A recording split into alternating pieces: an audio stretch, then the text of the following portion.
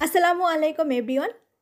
সুজি আর মাত্র একটা আলু দিয়ে মুচমুচে মজাদার এই নাস্তাগুলো খুব সহজেই আপনি বানিয়ে নিতে পারেন। বিকালের নাস্তায় চায়ের সাথে কিন্তু দারুণ লাগে খেতে।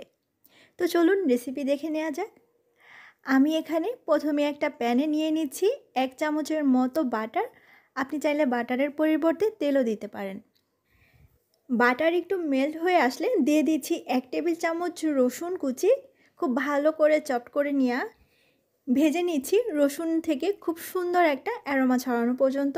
এ পর্যায়ে পানি দিচ্ছি হাফ কাপ পরিমাণে, সেই সাথে দিচ্ছি লবণ স্বাদ মতো, হাফ চা চামচ চিলি ফ্লেক্স এবং 1 টেবিল চামচ ধনেপাতা কুচি। এবারে সব কিছু একসাথে মিশিয়ে ভালো করে বলক তুলে নিব।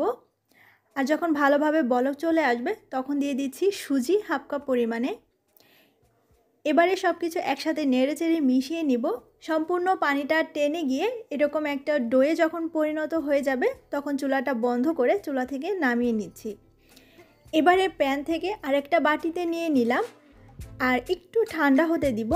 মিডিয়াম সাইজের একটা আলু সেদ্ধ করে তারপরে ভালোভাবে ম্যাশ করে নেওয়া হয়েছে এখানে।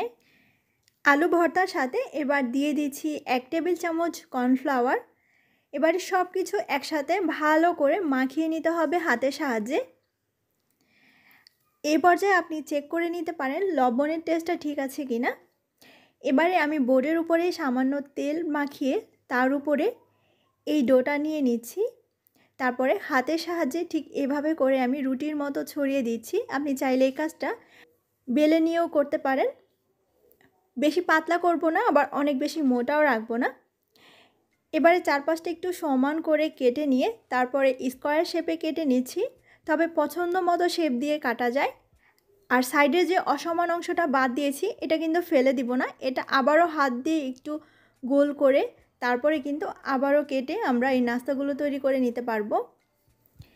এভাবে করে সবগুলি বানিয়ে নেওয়ার পরে তারপরে আমরা ভাজতে চলে যাচ্ছি।